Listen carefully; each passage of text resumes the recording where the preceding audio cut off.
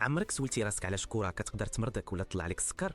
هادشي ماشي غير اعصاب، هادي معركه بيولوجيه كيدوز منها جسمك بلا ما تحس. العلم كيسميها الاندماج الهوياتي. الذات ديالك كتدوب وسط الفرقه وكتولي نجاحاتهم هي نجاحاتك، وفشلهم كتحسوا خساره شخصيه كتمس الكرامه ديالك. ملي كتكون تفرج جسمك كيدخل في صدمه، هرمون الكورتيزول كيطلع للسما ودقه القلب كتسارع بحال الا راك وسط التيران كتقاتل. والفرق هو انك جالس غير فوق الكرسي والتوتر كياكل فيك. في 2014 ملي خسرت البرازيل مع ألمانيا ب7-1 مستويات الإجهاد عند المشجعين انفجرت. الدراسات كتقول باللي الماتشات الكبار كيضاعفوا خطر السكتة القلبية بسبب هاد الضغط العنيف. كتلبس تيشيرت محظوظ وكتجلس في بلاصتك المعتاده، هذه سميتها وهم السيطره.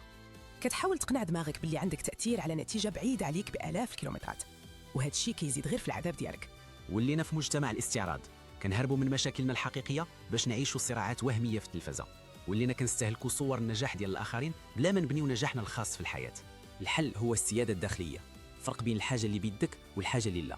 نتيجه الماتش ماشي سوقك، ولكن رده فعلك هي اللي بيدك. تفرج كمتذوق للفن وما تخليش الجلده منفوخه بالبرد